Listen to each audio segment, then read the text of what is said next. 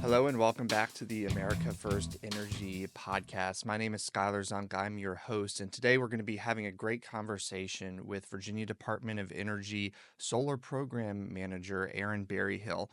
Aaron burst onto the scene 4 years ago with his capstone project at VCU, analyzing solar's trends in Virginia and the land use policies that govern them.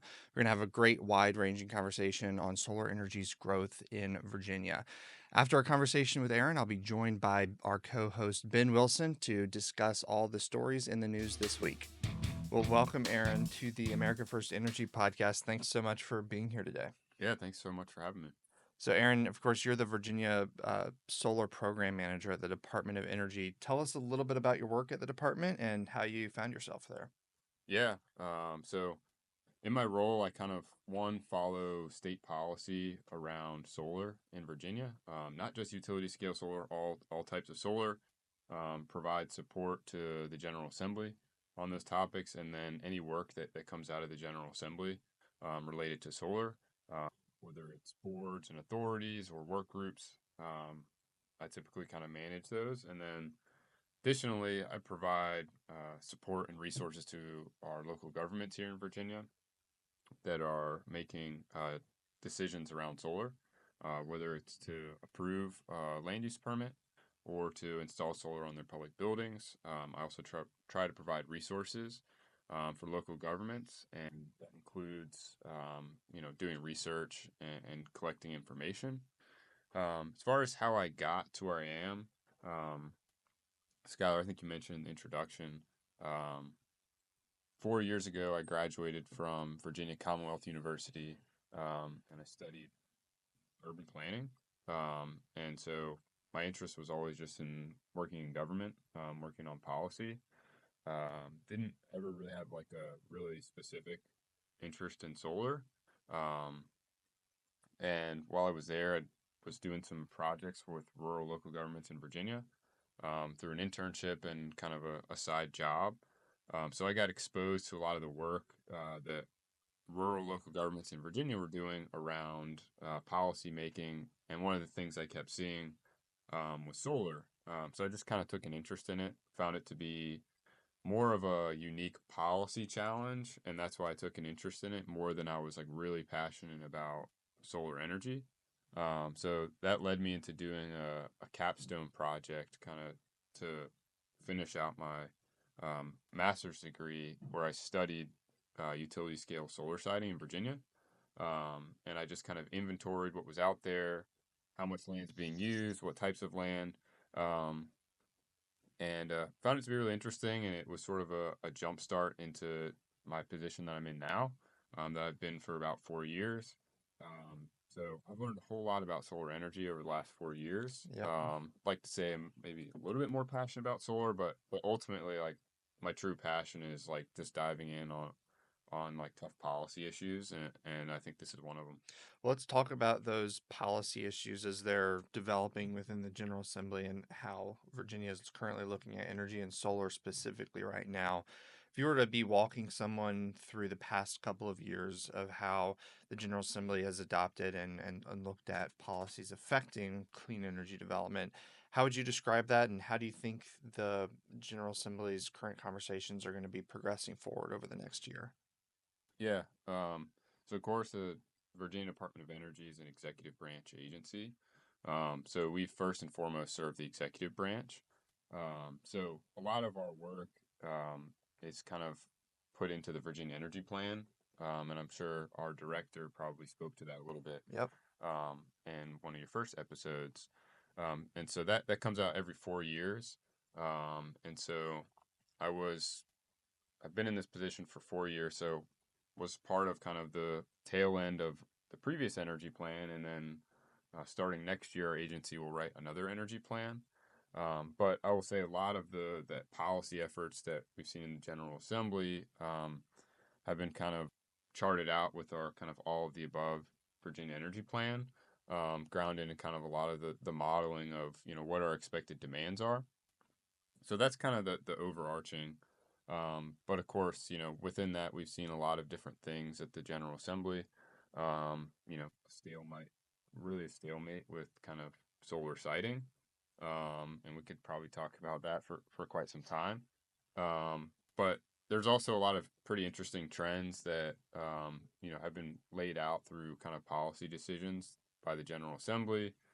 We've seen expansion of community or shared solar in Virginia, which was a pretty intentional policy decision by the General Assembly to establish that program. And as a result, we're seeing a lot more of those kind of smaller 5 megawatt or less projects Hmm. because of policies enacted by the General Assembly. Similarly, like we're seeing more energy storage being built, and some of that's also the result of policy set in place by the General Assembly. Um, Now, within that, I think there's probably a lot that we'll probably see over the next, 3 or 4 years. The next energy plan that our agency writes will be pretty informative, just because a lot of the challenges around energy that we're seeing now, we're just really starting to come to the forefront like 4 years ago, around kind of our energy supply and demand, and I think it's a lot more at the core of our kind of focus at the agency now than it probably was even 4 years ago. So I think we have a lot of really important work to do at the agency in supporting future policymaking. Yeah, and to that future policy making, folks, you mentioned that you're seeing that uptick in those community shared solar below 5 megawatt projects.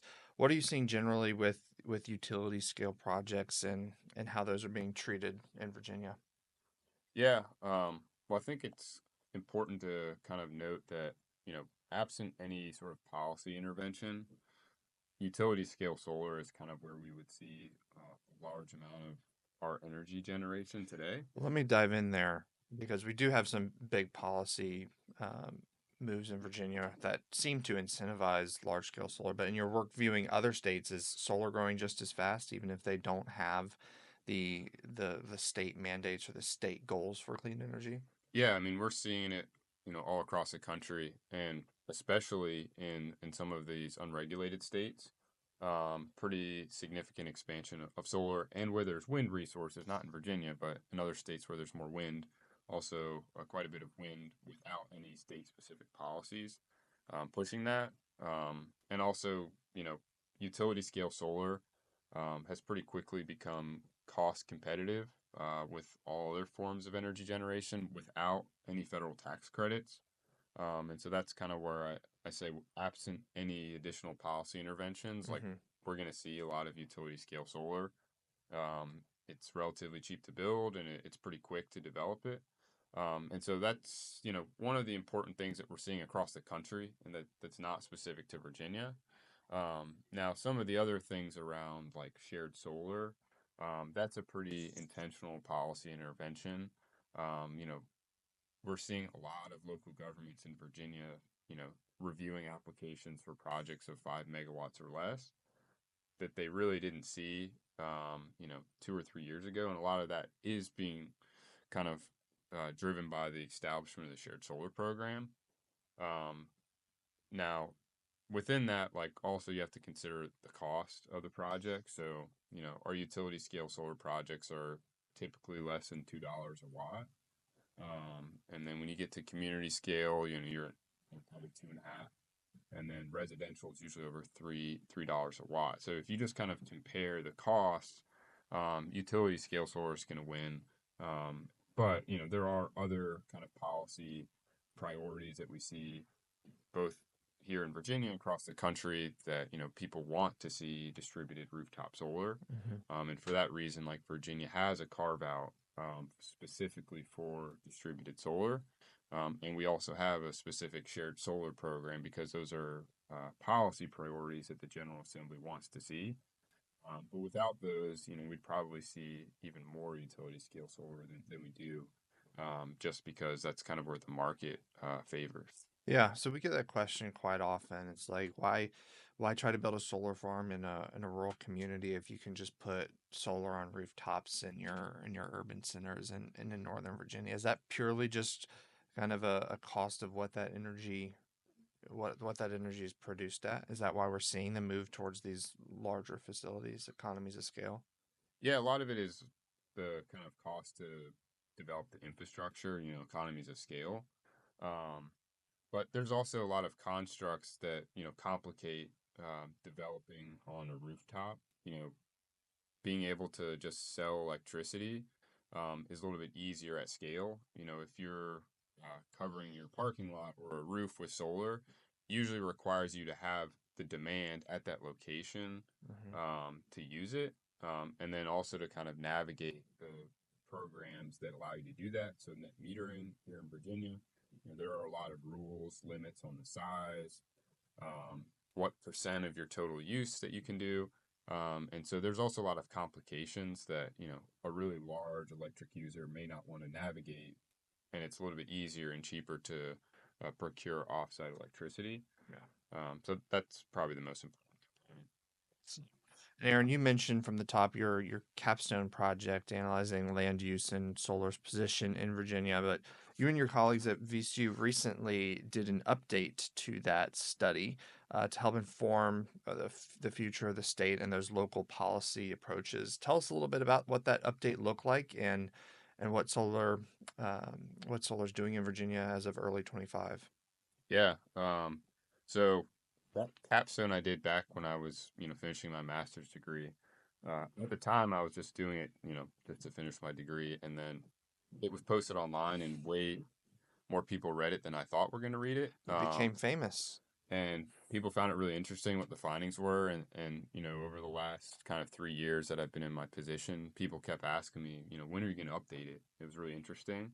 And I'd been kind of informally sort of tracking some of that information and updating on my own, but hadn't got to the point of formalizing it. And so finally got with VCU to like formalize an official update, sort of like a 3 years later, I guess. So we kind of went back and inventoried all of the utility scale solar projects through the middle of 2024. So through the end of June 2024, we kind of captured all the utility scale solar projects, which was greater than 5 megawatts. And so the first study that I did when I was in grad school only had 38 projects, and this update included 94 total.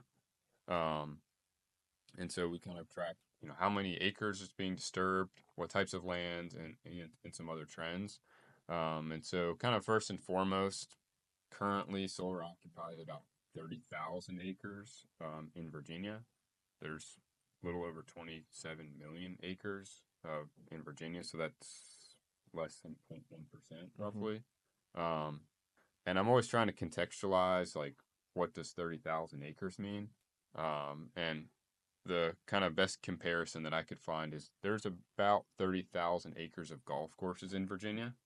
If you're looking for something to kind of quantify what that is. As far as some other things that we found, like one of the questions that we get a lot is, well, how much land per megawatt? So we were able to quantify that as well at 7 acres per megawatt. And I'll just clarify it was the physical disturbed area, not Yeah. the total footprint of the project, which may include undisturbed areas. Like we really only wanted to quantify like the physically impacted area, whether it's fencing and other infrastructure that's actually being used by the project. Um, and then we also kind of updated, how much land by different land cover classifications. And so, what percent forest, what percent cropland. And I will just clarify this is land cover data, which is not exactly the same as land use. But 50% of the acreage used for solar in our most recent study is forest land cover. And so that means a wide variety of things, whether it's timberland, native forest, previously disturbed forest land. So there's a pretty diverse kind of types of forest within that forest land cover.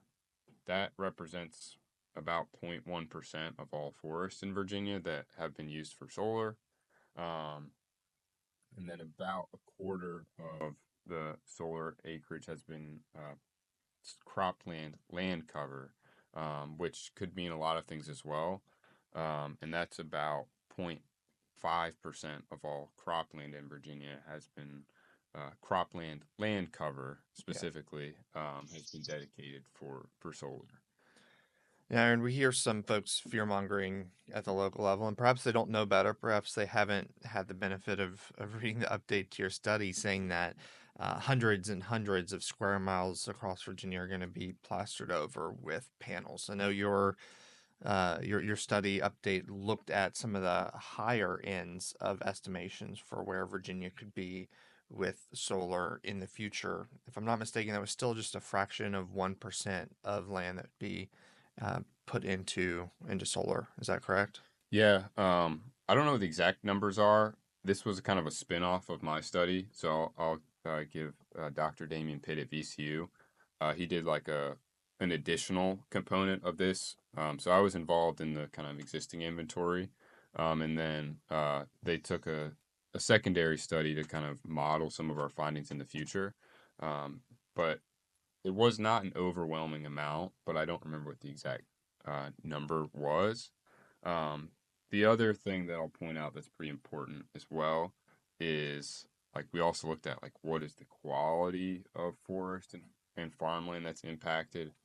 And generally it trends a little bit towards the lower quality forest and farmland. So it's not typically like the highest quality natural resources that are being impacted in cases where natural resources are being dedicated. So that's also an important caveat to this conversation. Thank you, Aaron. We'll take a short break and we'll be back with you shortly.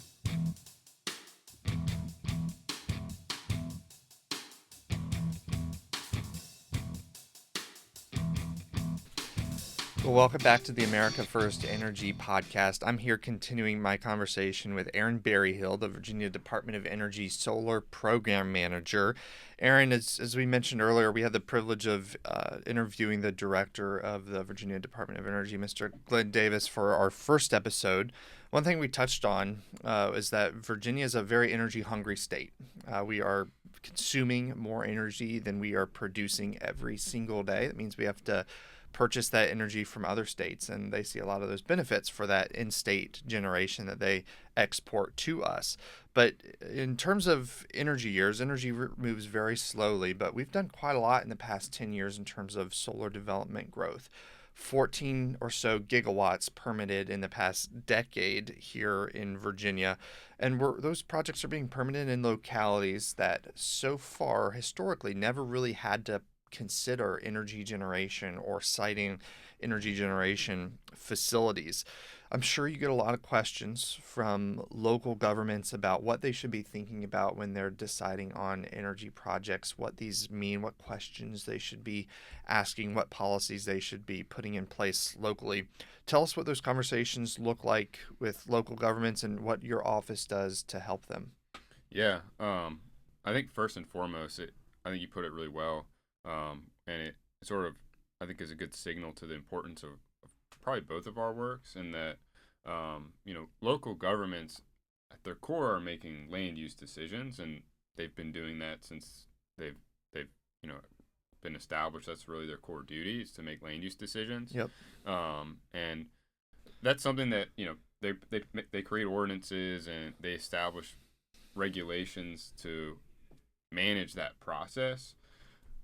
But the thing that's left out of that's really important about as we're seeing more energy projects, especially solar, is that local governments are also making energy decisions, in a way that they never really have before. And so that's where a lot of kind of the outreach and education that we do is oriented towards one, helping with understanding the technology and how to make a land use decision, but also help local governments understand the implications of a decision from an energy perspective. To your point around, our state has a lot of energy needs, and each local government is making a decision that's either contributing or detracting from that. And so I think one that's especially now, like, we do get a lot of questions, and we also try to be proactive to local governments around what does our Virginia Energy Plan say. What are the expectations for demand and supply? How much solar are we going to see? Where are we going to get our energy? How is it sold? So we get a lot of those kind of key questions just around, how do energy markets work? Mm-hmm. And I think that's really core. and really important to helping local governments make a truly comprehensive decision around energy projects beyond just the land use side of it, and understanding the implications. So that's probably the first and foremost, but I can go into kind of the specifics too. So understanding how those energy markets work, those county leaders might be asking, why is a project coming to our locality? Why is it important that it connects to the grid here? Are those the types of questions, or are they more geared towards those land use elements of what should an ordinance look like? What should responsible development practices be? Yeah, I mean, I think early on in my work, I did get questions around how does our ordinance work.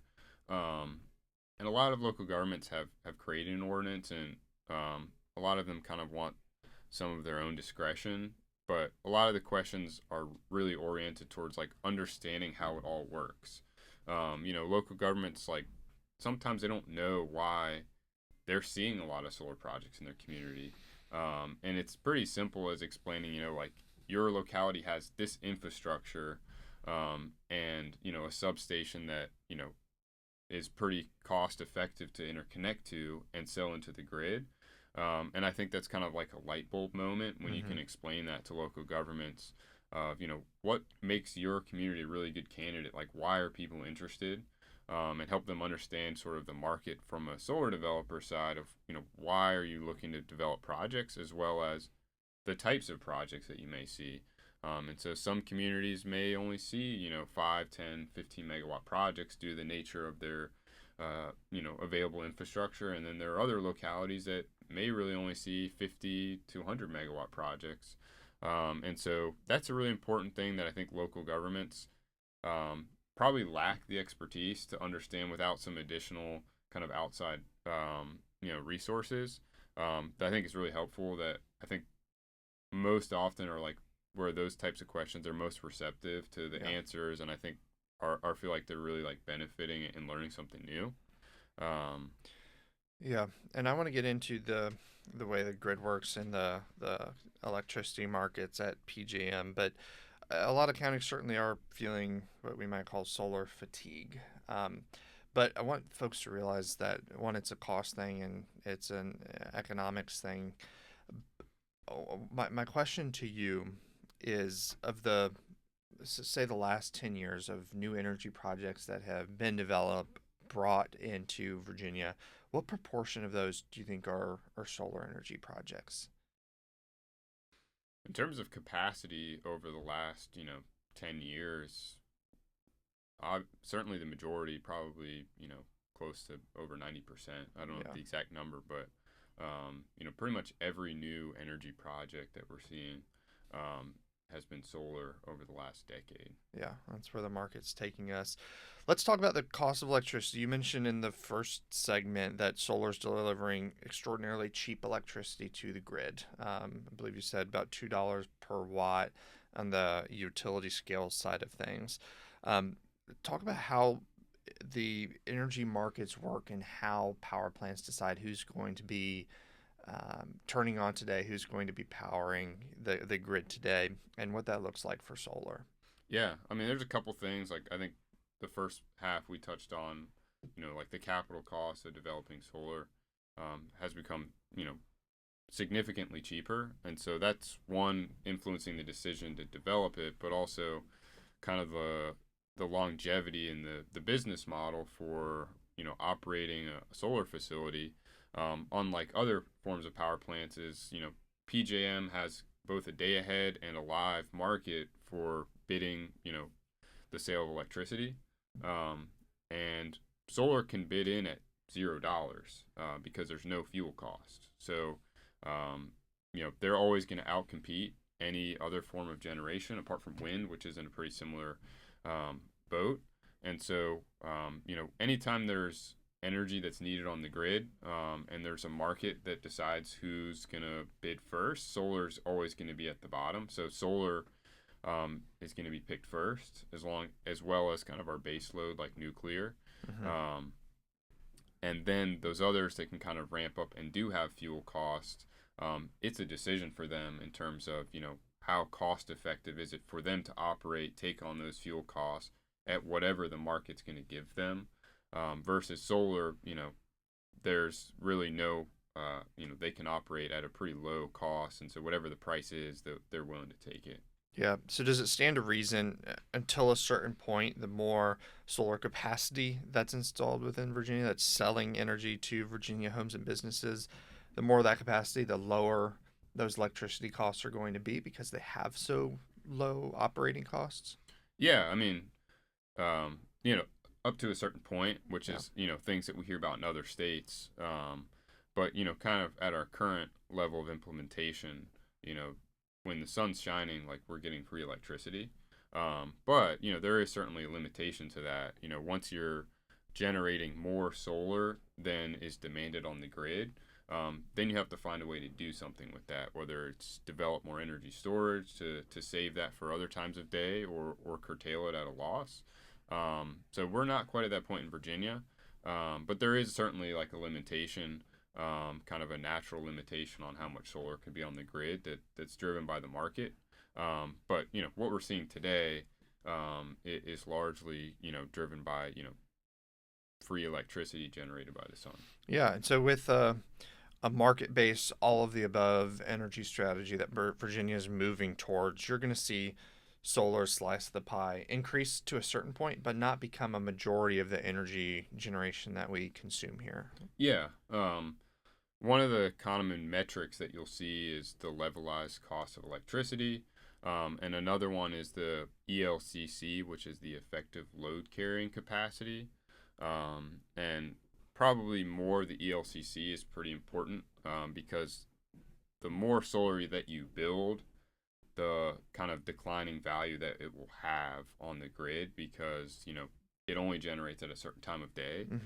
So there is sort of a natural limitation on being able to develop solar. The more that you build, the kind of the diminishing returns that you get. Yeah. And so it certainly depends on some policy constraints, but just from a market perspective, there's kind of an upper limit on how much solar would be cost effective to build.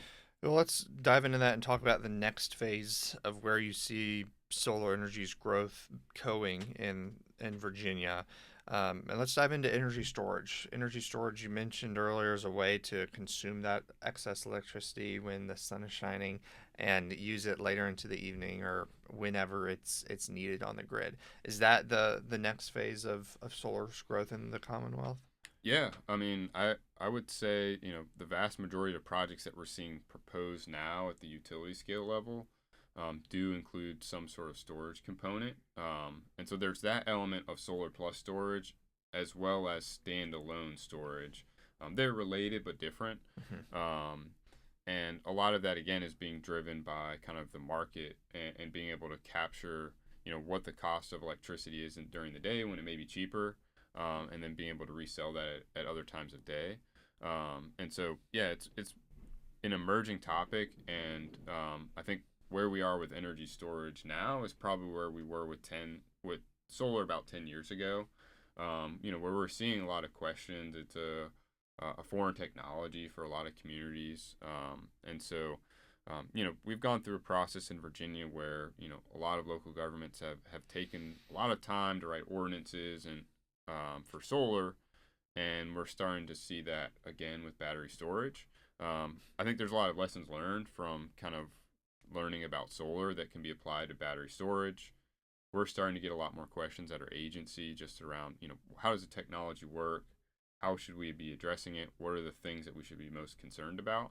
And so it's one of the kind of next stages of my work, and in that, I stepped into this role in solar, trying to be reactive. Solar had already been kind of going for, a few years, and trying to be more proactive about, how can we be supportive about battery storage, because we know it's coming, and we're already seeing it.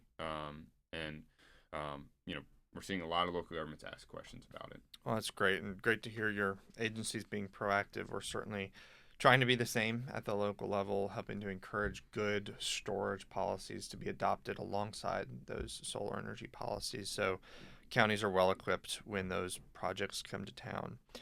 Aaron, thank you for joining us today. Really appreciate your time. We have one last question that we ask all of our our guests on the podcast, and that is if you could have dinner with any historic figure, who would it be and why?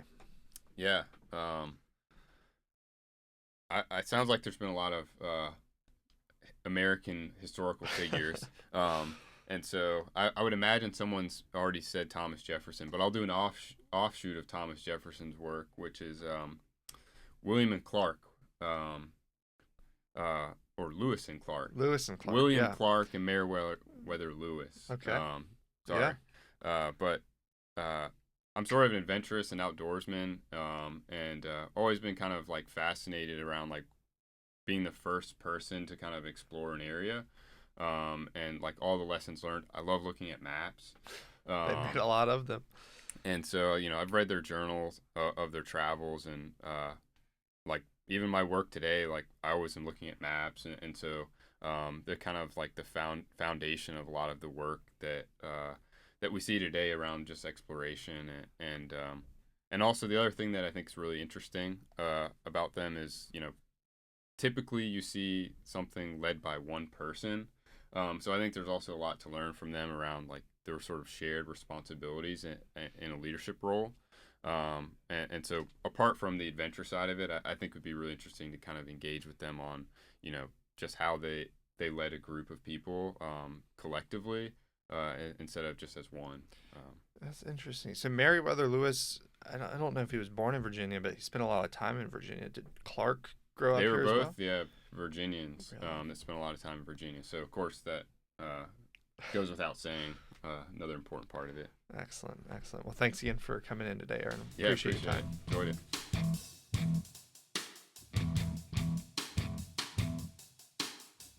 Alrighty, well, welcome back everybody to the America First Energy Podcast. Skyler, great conversation there with Aaron Berryhill. Tell us a little bit about your thoughts. Recap that conversation.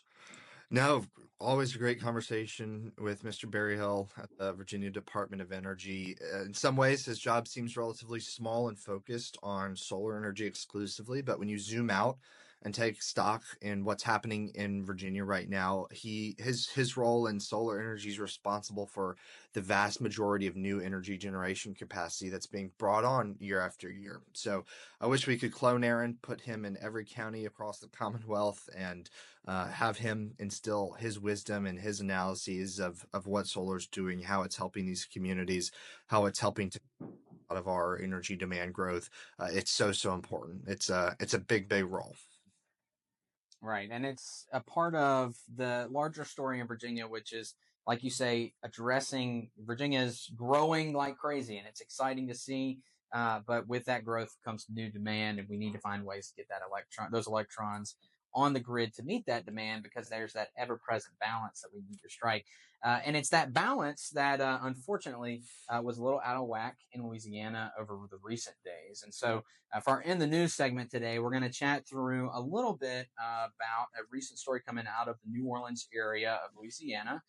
Thanks to our colleague Jeff Arnold, who's down leading our America First Energy project in Louisiana, and then talk about the implications of that story broader for the United States, and how we kind of move forward from this. But just for everybody's knowledge, of course, this weekend, Memorial Day weekend, uh, in the Miso territory, there was an unfortunate event where the power started to go out in what was called a load shed event.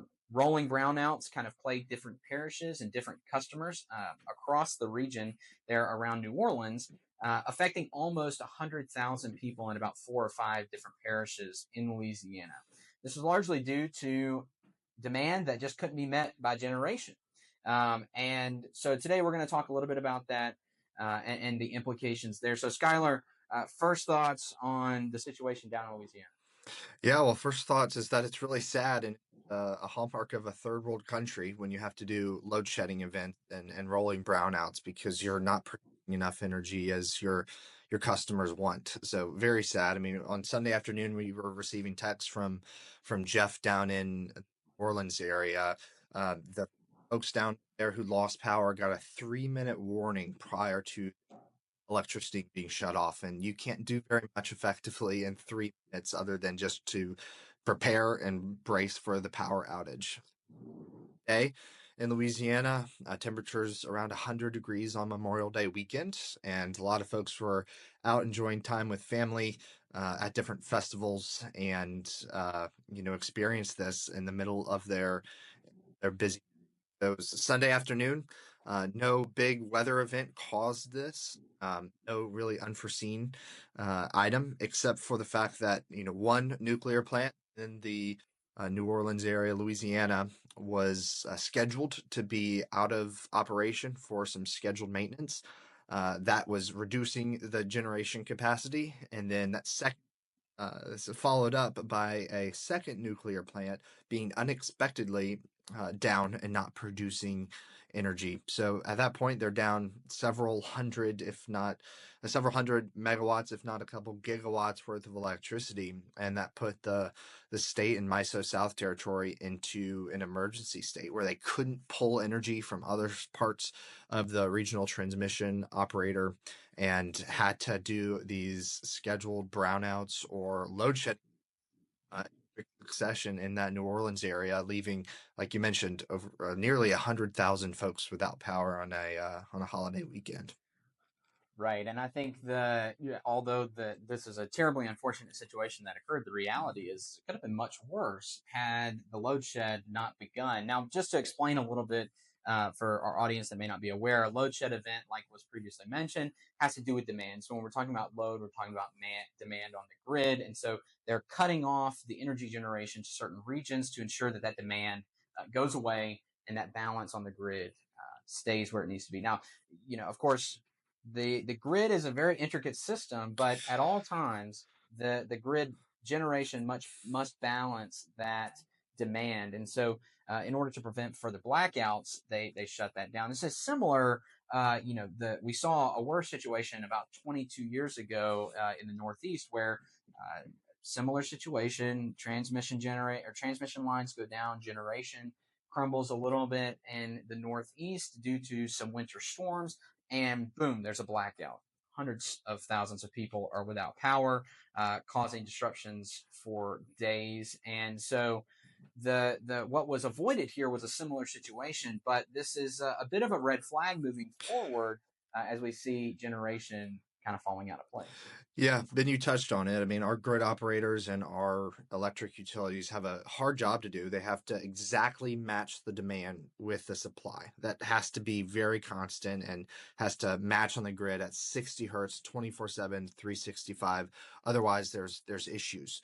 And when you're expecting generation to be there, that's simply not going to be there. That's a big problem. And you're right. The brownout or the load shedding event was a small problem, still a large problem, but a much smaller problem than what a blackout would have been to the entire region if the grid had just become way too out of whack, way higher demand than there was supply. They did the load shedding to balance that out. So we have to be producing the precise amount of energy that we are consuming. And if we zoom out for a moment and look at these national implications, they're quite stark. I mean, folks talk about brownouts. Folks talk about rolling blackouts as some distant threat that could happen at some point. We certainly talk about it a lot in Virginia with 5-6% year-over-year energy demand growth, or big hungry taste for importing electricity from other states. It's something that's talked about, kind of threatened, but it's always that far out element. And same in Louisiana, but it just happened on a Sunday afternoon with absolutely no unforeseen circumstances in terms of weather. It was just a nuclear plant was not there unexpectedly, and we were not ready in this case to answer that demand. As we look to the future in America, we are not growing our energy generation supply nearly as fast as we should be. Our annual terawatt hour growth over time is largely flat for the last 25 years. I mean, America in quantity of energy generated over a year's timeline is remarkably similar to what it was in the year 2000. Our economy has grown, our population has grown, our electrification needs have grown. We're just not matching that demand. Maybe we're shutting off power plants that shouldn't be shut off. Maybe we're just not adding enough energy year after year. It's becoming an issue. And if we need to grow, we need to be looking at ways in every single energy market in Louisiana, across the Southeast, here in Virginia, to increase electricity generation every single year and keeping those assets running just as much as they possibly can. Right. And I think the issue here at hand is, when we're talking about energy generation across the nation, we're really talking about, especially from our point of view, a good mix, right? We recognize the value of baseload generation to help us meet our needs, but as we continue to grow, we need to have those flexible resources that can be easily dispatched, easily saved, easily stored, and then turned around and put where those electrons are needed. You mentioned, we are experiencing an unprecedented growth in energy. I mean, we are in a renaissance of computing power and AI capacity, but with that comes needs for electrons. And the way that we need to approach this conversation is by having a deep bench of energy resources and figuring out ways to create that solid foundation of energy generation, which we might refer to as baseload generation, and then creating that additional capacity for dispatchable electrons from things like renewables, things like wind and solar and battery storage that can help us optimize on free fuel, and then turn that around and provide those electrons in the times we most need it. Because, like you say, it's this situation. They got 3 minutes notice. I mean, nobody can do anything on 3 minutes notice. I mean, we can't plan our days out. We can't plan our work schedule. There's really no opportunity to travel with the family if we're always waiting for a 3 minute notice on when our power is going to go out. Yeah. And so we've got to find ways to increase that generation, not just in the United States, but locally across the United States in every region that we can, bringing those electrons on cost effectively and soon as we try to bridge that divide until the next, energy frontier. We've got to get there. And our growth is not stopping in terms of demand. So Yeah. we've got to find a way to solve that problem now. Yeah, absolutely. And part of what informs our all of the above energy approach, as an organization and as a country, should be geared towards how do we add more electrons to the grid in the most efficient, cost-effective way possible, no matter where they come from. But if we zoom out a little bit and look at the energy generation plants that are asking to get connected to all of our regional transmission operators all across the country, you zoom out and you see that 80% of those energy projects are either solar energy or battery energy storage projects trying to interconnect to the grid because they can do so relatively quickly, from finding land to put a project on to installing a utility scale solar project can just be a matter of several months to a couple years at maximum. Meanwhile, if you try to add a gas plant to the grid to burn natural gas for energy, I mean, you might be looking at 5 years on a turbine order alone, largely because a lot of those turbines come from China and they're using them for themselves and their energy generation growth as well. So if we look at these near-term ways to add new capacity with battery storage, a lot of that private investment is flowing towards solar projects that are able to be built, constructed for energy generation capacity with a free fuel input for the lifetime of those projects. That's why they're so important. And that's a huge opportunity area for states like Louisiana to just add on hundreds of megawatts, gigawatts worth of these projects to be there producing energy every single day and saving a lot of that energy through battery energy storage projects to dispatch it when it's needed, to avoid events like we just saw this past Sunday. Right. And I mean, as we continue to move forward as a country, I mean, obviously we're entering into a clearly different geopolitical space. And the pun is intended here, but energy is power, right? It's more than just turning on our homes and running the trains and the transportation, but it's influence. It's the capacity to encourage investment. It's the capacity to export ideas. And it's because we're able to run our country with the energy and support the growth in our country with local generation. The way we do that is by investing, like you say, in cost-effective, dispatchable, easy to roll out, easy to interconnect resources, which are those renewables. Yeah. And Ben, if we don't have energy, we don't have much else. I mean, we're not going to win the next generation race for advanced computing, um, artificial intelligence, transportation, agriculture, you name it. We're not going to win in any of these spaces if we do not have a robust, abundant supply of affordable energy. It's just an absolute need, and we're in an all-out race with China. I mean, China adds a United States energy grid worth of energy to its grid every 2 years. So every 2 years, it's producing, it's adding to its grid the entire United States portfolio of energy over and over and over again. I mean, last year alone, China added 492 gigawatts worth of electricity, 400, almost 500 gigawatts that they added to the grid. That's about a third, a little more than a third of the entire U.S. energy grid. Last year, America added 56 gigawatts. So they added 10 times more energy across all of these different forms than we added. They added 277 gigawatts of solar alone.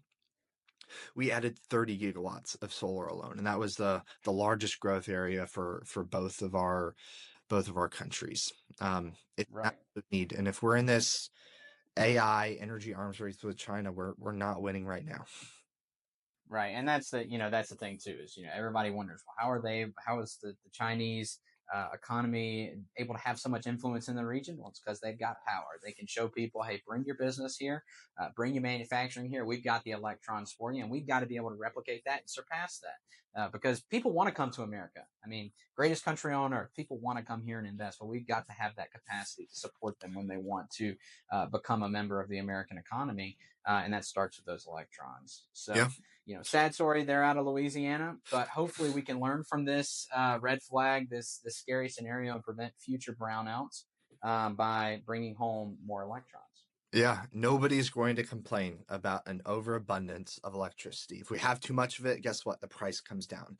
But if we don't have enough of it, we have these rolling blackouts, these load shedding events, and those prices skyrocket. We need abundant, affordable, increasingly clean energy in this country. There's very, very, very clear ways on how to get there. It's investing in American manufacturing. It's deploying projects at a very healthy, increased clip. We know how to get there. That's why we, as Energy Right and the America First Energy Project, exist. That's largely the point of this podcast as well. So we know the road we have to take. It's all about getting on board and setting ourselves down this road.